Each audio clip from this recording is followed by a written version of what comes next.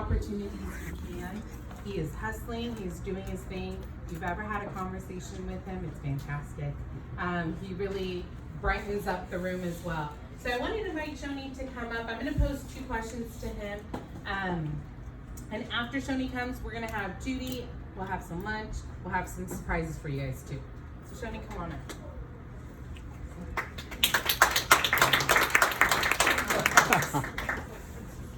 So Shoni, can you share, what are some of the resources, the things that you're taking advantage of, your experience? I know you're leveraging all the resources out here. All right, wow. Okay, so hi, my name is Shoni Monedel. I'm a student at Santa Monica College. Currently switching over from a media and film major to an interaction design major this year. Wow. First of all, I love everything about this meeting. I love what you guys are trying to do here. I love everything that you guys are talking about. And I found it extremely exciting to hear about the opportunities here as well, and that they're working directly with Santa Monica College already. It's something that I've been trying to cook up with my mentor, Kevin Clark, for a while, is how do we take all these various resources, educators, students, as well as various company representatives to create a pipeline or create a way in for students who have no experiences or students who have some to just get their foot in the door and start gaining those experiences to actually get a career pathway or get a job. So in terms of myself and the opportunities I've taken so far, the very first opportunity I took was to become a part of a club at SMC. And I just joined the media club.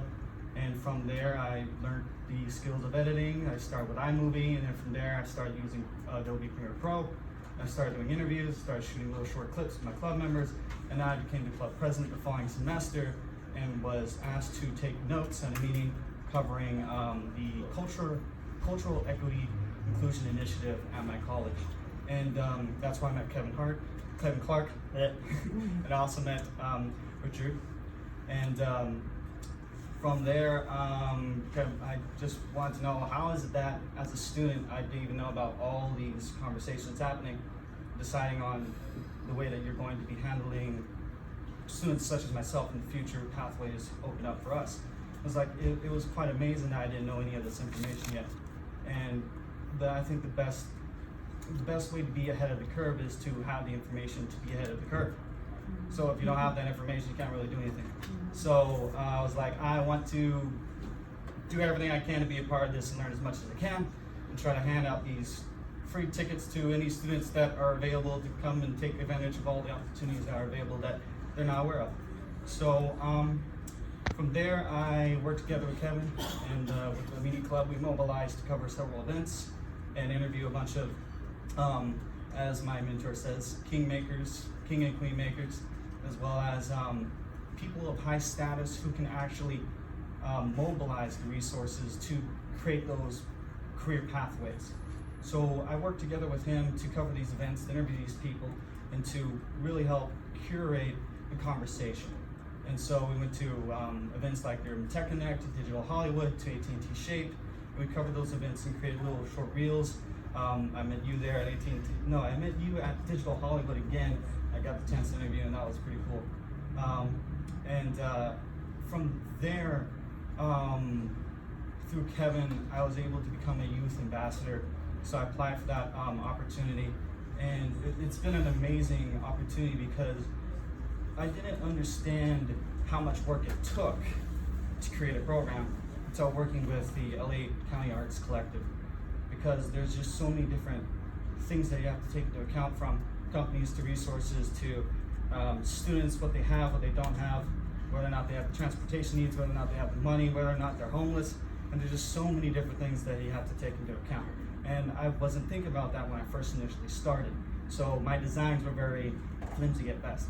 So when I started working with them in creating the new arts educational regional plan, we went to various forums in all the districts, LA County districts, to get a feel from the community there what it is that is really needed to create and design a new educational regional plan that would actually help bridge all these different art forms, which there are a multitude of, from architecture to graphic designing to video gaming to singing to you know, drum circles. There's so many different arts that it's nuts. So it's like spraying all that. How do you do it? How do you get kids aware of those things? How do you get them interested in wanting to do it? And so from there, I've just been working on that. And while simultaneously doing that with Kevin, I have been organizing different little units of students myself under his wing, and just volunteer groups to design programs and projects that would create more opportunities for students to come and get that awareness that we've been trying to get out. So we worked and we designed a fitness app called FitQuest for the NFL and the American Heart Association for creating basically an app that would help students and parents and educators work together to bring up the educational level in terms of fitness scores, because they've been decreasing in years, and participation in sports have been decreasing in years. So it's like, how do you tackle that issue? How do you tackle health? So we were really researching and put that together.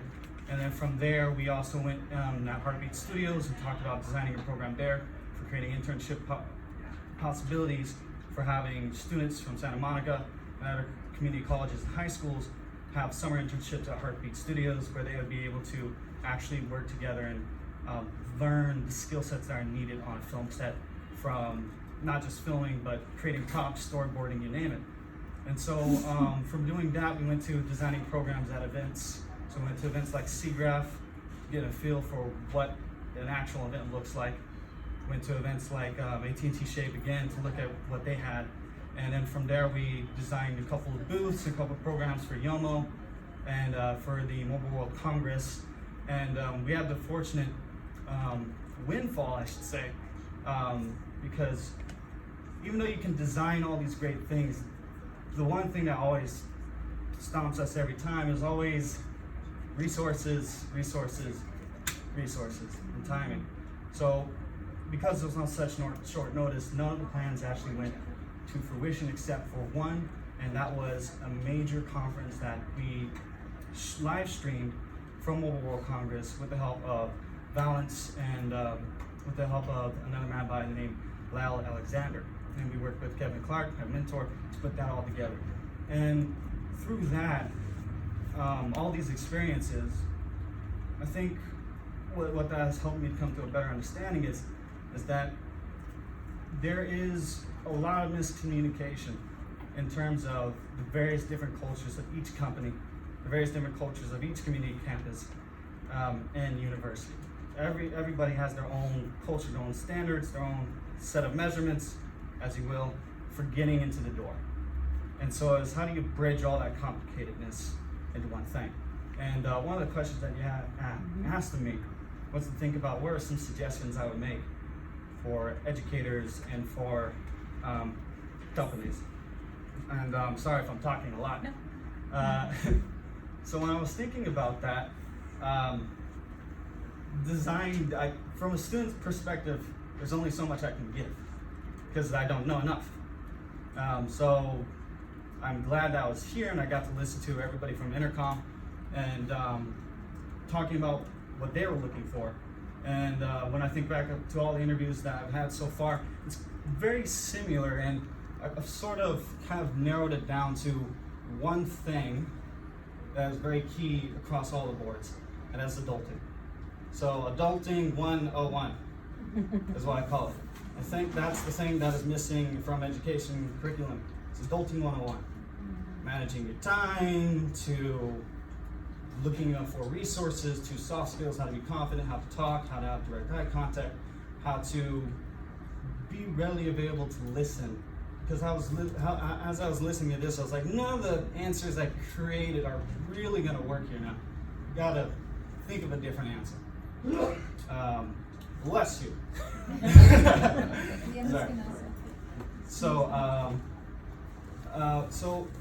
one of the cool things as well is that I've been working with my mentor for the past 2 years, and now it's kind of come to the final culmination of just the past 2 years of interviewing, designing, talking, coming to meetings like this, to start working on a program, more of a product than a program, but something that would bridge the gap amongst just all of the various different things. And so in terms of the actual end goal, which is creating a career pipeline, I think what's really needed is the opportunity to have that open discussion. So I think a part of the thing that I would suggest is keep having meetings like this. First and foremost, have them as frequently as possible. Because when I think about designing a career pipeline, one of the things that you also stumble into is keeping up to date with the constant changes in the industries. And one school that really does well at keeping up to date with those things is Gnome, a gaming school. And what they do is that they have a bunch of different teachers that are always in the industry, always teaching. So no matter what standards change, they're always up to date because the teachers are always up to date with standards. So they're always up to standard, and their students had 100% drop rate into various companies last year and a 97% rate this year of placing students not into like, hey, go get me that coffee, but to, hey, I need you to look at this, I need you to create that artwork, bring it back to me, hey, I need you to design that storyboard with this guy, et cetera, et cetera. They're actually doing what they were taught. So when thinking about a career pipeline in terms of that and coming up with your suggestions, I think the fastest one I can give you, other than the long-term one, is awareness campaigning. Awareness, awareness, awareness. I wouldn't be here if I didn't go to that meeting. I would have never known about any of this. And that was simply because I became aware of it. So if you had awareness campaigns with teachers and educators working together, which is basically the product we're hoping to develop, is to bring in you to get an understanding of you, the kingmakers, the queenmakers, you, the people who have the resources, to interview you and get an understanding of what your needs are, so that we can then translate that to a campaign, bring that to students directly into the classrooms, bring that awareness to them, educate them on it, get them those experiences they need, and getting them into the actual industry they're looking for. So I think that's one of the things that I needed.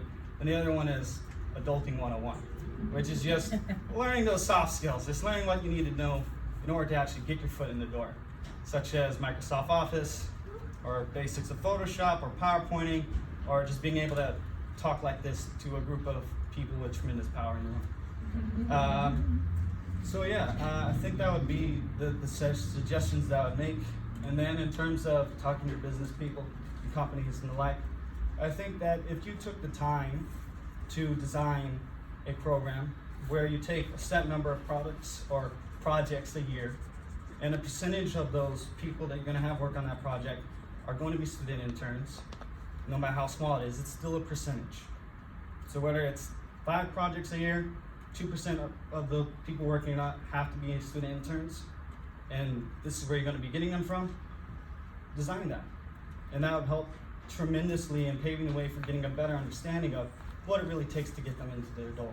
Because right now there's not enough, well, I should say, sharing of the information of what it really takes. And I think it's going to be a trial and error process too. So I think that's what I would suggest to you, is just to begin the trial and error process to try and get an understanding of what it really takes to get people into career pathways. Thank you, Shoni.